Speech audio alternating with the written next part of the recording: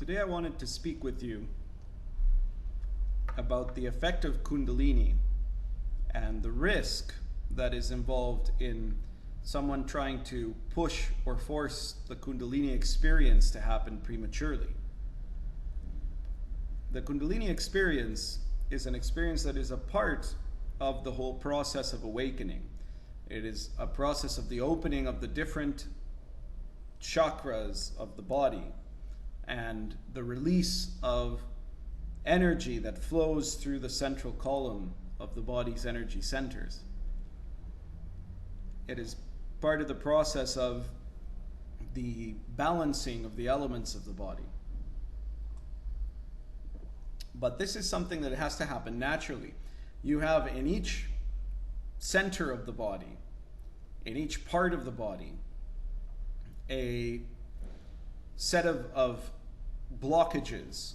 And these blockages are caused by different factors in your life, different choices. You could call it karma. And they are released, they're loosened through the process of meditation and of self-analysis, where one comes to term with these different issues and resolves them, releasing and opening, unlocking these gates and these keys with the assistance of the Shaktipat that you receive in initiation. But if you instead are trying to use certain types of practices that highly motivate the energy to force open these chakras and to cause the Kundalini experience artificially, you could say, then this has a number of different negative and harmful consequences. And I wanted to speak about this today because in the one side, it is important for people, for practitioners to know this, but also because this is an example, a very good example, because it's a known practice of the kind of dangers that happen with practicing for the wrong reasons. So what can happen if you try to force the Kundalini experience? Well, it is possible to use manipulation of energy in different ways to create an obligatory kind of Kundalini effect. And there are some people, some traditions of Tantrism that practice a very careful process that allows one to safely simulate the Kundalini experience. Safely, but it's not particularly a productive kind of process. These sadhus are tricksters, you could say. They have these siddha powers that they can do fancy things with their energy, but it doesn't have any reflection on their level of actual awareness. So it's sort of like if you train as a bodybuilder in order to be able to lift a car without giving yourself a hernia. Well, you can train and practice and sculpt your body so that you can do that. It's not going to make you a better driver, right? It's doing something that misses the point if the point is to actually achieve the awareness of the Buddha nature. But you can do that. But most Western practitioners don't do even that. Instead, what they do is they read some practices completely out of context without any guidance, or with very poor guidance from other people who don't know any better either. And they begin doing practices that are harmful to themselves because they're trying to lift that car without any kind of preparation to avoid that hernia. So there can be some very real consequences on many different levels. On the physical level, trying to force energy effects to happen can create some physical side effects, as the connection between the body and the energy creates harm to the areas that are trying to be forced.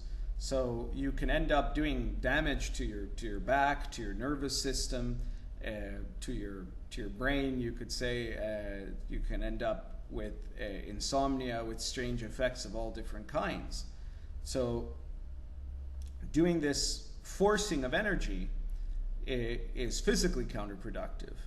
Mentally, it's also dangerous, not just the specific practice of trying to forcibly raise Kundalini, but all kinds of energy play always involves a certain risk, that you have to be very careful that if you're working a lot with energy, you can become obsessed, or even you could say addicted, to the feelings and experiences and ideas of playing around with energy. And then that in turn means that you end up misusing or draining your energy, which has physical effects. So you want to watch out for that kind of obsession. But the real serious consequence here is the spiritual consequence. And the spiritual consequence is that you lead yourself into a place of stuckness. You create an artificial effect that isn't any more genuine awareness than if you were just dropping drugs and ending up in an altered state. It's the exact same result. So this also means that you have to question what the motive is for seeking this experience in the first place. Because if you're seeking the Kundalini experience because you want to have this fancy experience you've heard about, then this is actually a sort of spiritual materialism. You're not looking for awareness. You're looking for entertainment, or you're looking for power, or you're looking for the opportunity to gain respect in the eyes of others, to impress others with what you can do or what you claim to have done. And all of these things have, since time immemorial, been warned against by the true teachers and the true sages. They've warned against the siddhis. Don't look for the siddhis. Siddhis are special powers.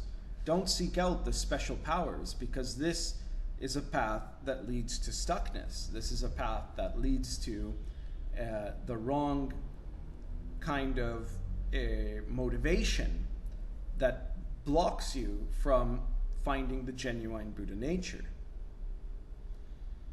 And it is a function of that spiritual materialism, of saying that you want to have this thing, right? And you might maybe have the thing because you want to show it off, but maybe you think that your motives are pure. You want this thing that we'll call Kundalini because what you want is to be happy, or to find a fix, a solution to the big problems. But even then, that kind of a desire is a desire that is based on an impatience and on a kind of laziness. It is the looking for a quick fix to try to push open these doors that have been stuck by deep-rooted issues, rather than going to those roots and having to carefully examine them, which is frightening, it's scary, and it's hard, and then having to cut those roots off meticulously and patiently.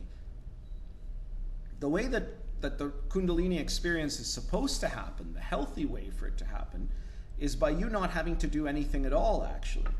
If you're a dedicated practitioner and you work on those basic levels of meditation and developing meditativeness in the moment, of self-awareness, of self-analysis, where you're looking into yourself, doing self-inquiry and overcoming issues, training the mind to break free of these conditionings, and devotion, where you're training the heart to experience and express love. If you're doing those three practices, which are the basic elements of the tantric practice, then over time these blockages in your energy centers loosen up, and the Kundalini experience just happens. So what you have to look for in a spiritual practice is not a quick fix. That's not what spirituality promises. What it promises is a basic kind of sanity, a basic kind of ability to look at truth and work with that truth, which is hard, and it takes time, and it is difficult. But this is the natural process by which the Kundalini experience arises in the person. And it is these natural practices that you have to engage in with sincerity if what you're seeking is the genuine Buddha nature. And that's all that's going to satisfy.